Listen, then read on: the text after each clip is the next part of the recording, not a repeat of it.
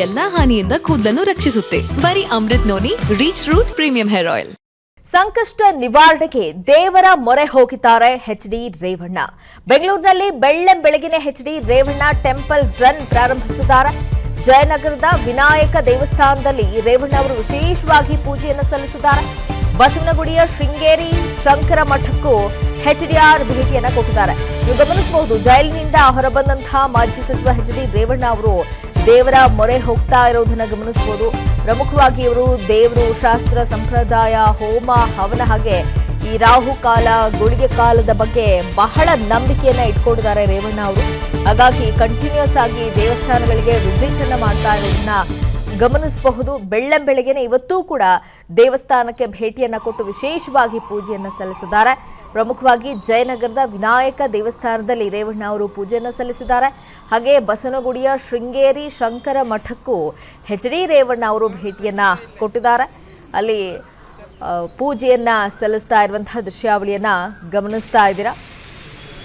ಮೊನ್ನೆ ಗಮನಿಸ್ಬೋದು, ಮಧ್ಯಾಹ್ನ ಜೈಲಿನಿಂದ ಬಿಡುಗಡೆ ಆಗ್ತಾ ಇದ್ದಂತೆ ನೇರವಾಗಿ ಅವರು ಎಚ್ಡಿ ದೇವೇಗೌಡ ಅವರ ಮನೆಗೆ ಹೋಗಿ ಅಲ್ಲಿ ತಂದೆ ತಾಯಿಯ ಆಶೀರ್ವಾದವನ್ನು ಕೂಡ ಪಡೆದುಕೊಂಡ್ರು. ಅದಾದ ನಂತರ ಬೆಂಗಳೂರಿನ ಜೆಪಿ ನಗರದ ದೇವಸ್ಥಾನಕ್ಕೂ ಕೂಡ ಭೇಟಿಯನ್ನು ಕೊಟ್ಟರು. ಮೊನ್ನೆಯಿಂದನೇ ಅವರು ದೇವಸ್ಥಾನಗಳಿಗೆ ವಿಸಿಟ್ ಮಾಡ್ತಾ ಇರೋದನ್ನು ಗಮನಿಸಬಹುದು. ಇವತ್ತು ಕೂಡ ಬೆಳ್ಳಂಬೆಳಗ್ಗೆನೇ ದೇವಸ್ಥಾನಕ್ಕೆ ವಿಸಿಟ್ ಅನ್ನು ಕೊಟ್ಟಿದ್ದಾರೆ.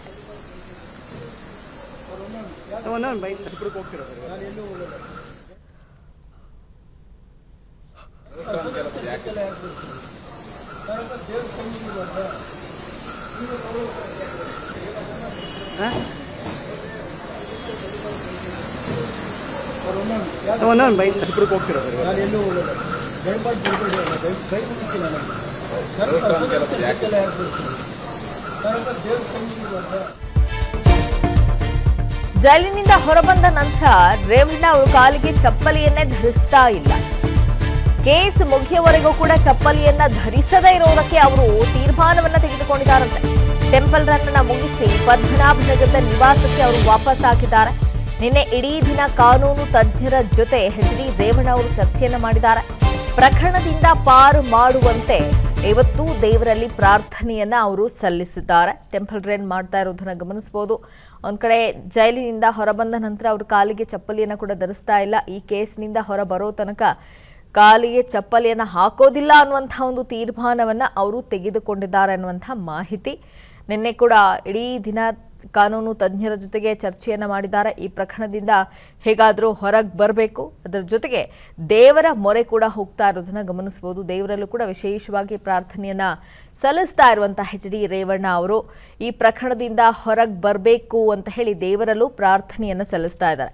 ಬಗ್ಗೆ ಮತ್ತಷ್ಟು ಡೀಟೇಲ್ಸ್ ಅನ್ನ ಕೊಡ್ತಾರೆ ನಮ್ಮ ಪ್ರತಿನಿಧಿ ಮುತ್ತಪ್ಪ. ಲೈವ್ ನಲ್ಲಿ ಜಾಯ್ನ್ ಆಗ್ತಾ ಇದ್ದಾರೆ. ಮುತ್ತಪ್ಪ, ಗಮನಿಸಬಹುದು, ಮೊನ್ನೆಯಿಂದಲೇ ಟೆಂಪಲ್ ರನ್ ಕೂಡ ಜೋರಾಗಿ ನಡೀತಾ ಇದೆ. ಕಾನೂನು ತಜ್ಞರ ಜೊತೆ ಕೂಡ ಚರ್ಚೆಯನ್ನು ಮಾಡಿದ್ದಾರೆ ಅನ್ನುವಂತಹ ಮಾಹಿತಿ.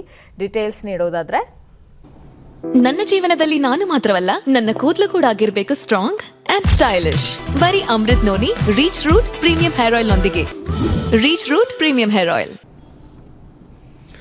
ಲೀನಶ್ರೀ, ಒಂದ್ ಕಡೆ ಎಚ್ಡಿ ರೇವಣ್ಣ ಅವರು ಈ ಒಂದು ಕೇಸಿಂದ ಹೊರಗೆ ಬರೋದಕ್ಕೆ ಕಾನೂನು ಹೋರಾಟನ ಒಂದ್ ಕಡೆ ನಡೆಸ್ತಾ ಇದ್ರೆ, ಮತ್ತೊಂದು ಕಡೆ ದೇವರ ಮೊರೆ ಹೋಗ್ತಾ ಇರುವಂತದ್ದು. ಇವರು ಜೈಲಿನಿಂದ ಹೊರಗಡೆ ಬಂದ ನಂತರದಲ್ಲೂ ಕೂಡ ನಿತ್ಯವೂ ಕೂಡ ದೇವಸ್ಥಾನಗಳಿಗೆ ಭೇಟಿ ಕೊಡುವಂಥದ್ದು, ದೇವಸ್ಥಾನಗಳಲ್ಲಿ ಪೂಜೆ ಮಾಡುವಂಥದ್ದು ಕೂಡ ನಿರಂತರವಾಗಿ ನಡೆದುಕೊಂಡು ಬರ್ತಾ ಇದೆ. ಇವತ್ತು ಕೂಡ ಬೆಳಗಿನ ಜಾವ ನೇರವಾಗಿ ಜಯನಗರದಲ್ಲಿರುವಂತಹ ವಿನಾಯಕ ದೇವಸ್ಥಾನಕ್ಕೆ ಹೋಗಿ ಅಲ್ಲಿ ವಿಘ್ನ ವಿನಾಯಕನ ಆಶೀರ್ವಾದ ಪಡೆದುಕೊಂಡು ಅಲ್ಲಿ ಪೂಜೆ ಮಾಡಿ ನೇರವಾಗಿ ಗವಿಗಂಗಾಧರೇಶ್ವರ ಸ್ವಾಮೀಜಿಗೆ ಬಂದು ಅಲ್ಲಿ ಶಿವನಿಗೆ ಪೂಜೆಯನ್ನು ಸಲ್ಲಿಸ್ತಾರೆ. ಅದಾದ ನಂತರ ನೇರವಾಗಿ ಇವರು ಬಸವನಗುಡಿಯಲ್ಲಿರುವಂತಹ ಶ್ರೀ ಶೃಂಗೇರಿ ಶಂಕರ ಮಠಕ್ಕೆ ಹೋಗಿ ಅಲ್ಲಿ ಶಾರದಾಂಬೆಗೆ ಪೂಜೆಯನ್ನು ಸಲ್ಲಿಸುವಂತಹ ಕೆಲಸ ಮಾಡ್ತಾರೆ. ಎಲ್ಲವೂ ಕೂಡ ಬರಗಾಲಲ್ಲಿ ಓಡಾಡುವಂತಹ ಕೆಲಸವನ್ನ ಈಗ ರೇವಣ್ಣ ಮಾಡ್ತಿದ್ದಾರೆ. ಅಂದ್ರೆ ಎಲ್ಲೋ ಒಂದ್ ಕಡೆ ಪ್ರತಿಜ್ಞೆಯನ್ನು ಮಾಡ್ಕೊಂಡ್ಬಿಟ್ಟಿದ್ದಾರೆ, ಈ ಕೇಸಿಂದ ಹೊರಗಡೆ ಬರುವವರೆಗೂ ಕೂಡ ತಾವು ಕಾಲಿಗೆ ಚಪ್ಪಲಿಯನ್ನು ಧರಿಸೋದಿಲ್ಲ ಅಂತ ಹೇಳಿ. ಹಾಗಾಗಿ ರೇವಣ್ಣ ಅವರು ಕೂಡ ತಮ್ಮ ತಂದೆಯವರ ಮನೆಯಿಂದಲೇ, ಪದ್ಮನಾಭನಗರದಿಂದಲೇ ಎಲ್ಲಾ ಭಾಗದಲ್ಲೂ ಕೂಡ ಓಡಾಡ್ತಿರುವಂತ. ಇನ್ನು ಒಂದು ವಿಚಾರ ಗೊತ್ತಾಗ್ತಾ ಇದೆ, ಇವರು ತಮ್ಮ ಮನೆ ಬಸವನಗುಡಿ ಇರುವಂತಹ ಮನೆಗೆ ಹೋಗದಂತೆ ಜ್ಯೋತಿಷರು ಕೂಡ ಮಾಹಿತಿಯನ್ನು ಕೊಟ್ಟಿದ್ದಾರೆ ಅಂತ ಕೂಡ ಗೊತ್ತಾಗ್ತಾ ಇದೆ. ಯಾಕಂದ್ರೆ ಆ ಮನೆಯಿಂದನೇ ಕೆಲವೊಂದಿಷ್ಟು ದೂರ ಇದೆ ಅನ್ನೋ ಒಂದು ಮಾಹಿತಿ ಕೊಟ್ಟಿರುವಂತಹ ಕಾರಣಕ್ಕಾಗಿ ರೇವಣ್ಣ ಅವರು ಆ ಒಂದು ನಿವಾಸಕ್ಕೆ ಹೋಗದೆ ಪದ್ಮನಾಭನಗರದಲ್ಲಿರುವಂತಹ ದೇವೇಗೌಡ ನಿವಾಸದಿಂದನೇ ಎಲ್ಲಾ ರೀತಿಯಾದ ಕಾನೂನು ಹೋರಾಟಗಳಾಗಿರ್ಬೋದು, ಕಾನೂನು ತಜ್ಞರ ಜೊತೆಗೆ ಸಭೆಗಳಾಗಿರ್ಬೋದು, ಜೊತೆಗೆ ಟೆಂಪಲ್ ರನ್ ಅನ್ನು ಕೂಡ ಇದೇ ಭಾಗದಿಂದ ಮಾಡ್ತಾರೆ. ಈಗಲೂ ಕೂಡ ರೇವಣ್ಣ ಅವರು ಈಗ ತಾನೇ ಮನೆಗೆ ಹೋಗಿ ಅಲ್ಲಿಂದ ನೇರವಾಗಿ ತಮ್ಮ ಅಕ್ಕನ ಮನೆಗೆ ಹೋಗಿ ಅಲ್ಲಿಂದ ಉಪಹಾರ ಸೇವನೆ ಮಾಡ್ಕೊಂಡು ಈಗ ಮತ್ತೆ ರೇವಣ್ಣ ಅವರು ಬೇರೆ ಕಡೆ ಹೋಗುವಂತಹ ಕೆಲಸ ಕೂಡ ಮಾಡ್ತಿದ್ದಾರೆ. ಅಂದ್ರೆ ರೇವಣ್ಣ ಅವರು ಹೇಗಾದ್ರೂ ಮಾಡಿ ಈ ಕೇಸಿಂದ ಹೊರಗಡೆ ಬರಬೇಕು ಅನ್ನೋ ಒಂದು ಎಲ್ಲಾ ಪ್ರಯತ್ನ ಕೂಡ ಮಾಡ್ತಿದ್ದಾರೆ. ಜೊತೆಗೆ ತಮ್ಮ ಪುತ್ರನನ್ನ ಹೇಗೆ ರಕ್ಷಣೆ ಮಾಡ್ಕೋಬಹುದು ಅನ್ನೋದ್ರ ಬಗ್ಗೆ ಕೂಡ ಈಗ ಕಾನೂನು ತಜ್ಞರ ಜೊತೆಗೆ ಒಂದು ಸಭೆನ ಮಾಡುವಂತಹ ಕೆಲಸ ಕೂಡ ಈಗ ಮಾಡಲಿದ್ದಾರೆ. Leenashree, thank you Muthappa. ಅನುಕ್ಷಣದ ಸುದ್ದಿಗಳಿಗಾಗಿ Vistara news YouTube channel subscribe ಮಾಡಿ. ಹೊಸ ಸುದ್ದಿಗಳ ನೋಟಿಫಿಕೇಶನ್ಗಾಗಿ ಬೆಲ್ ಐಕಾನ್ ಕ್ಲಿಕ್ ಮಾಡಿ. ಲೇಟೆಸ್ಟ್ ಅಪ್ಡೇಟ್ಸ್ಗಾಗಿ www.vistaranews.com ವೆಬ್ಸೈಟ್ಗೆ ವಿಸಿಟ್ ಮಾಡಿ. ಅಂಗೈಯಲ್ಲೇ ಜಗತ್ತಿನ ಸುದ್ದಿ ತಿಳಿಯಲು Vistara news Kannada app download ಮಾಡಿ.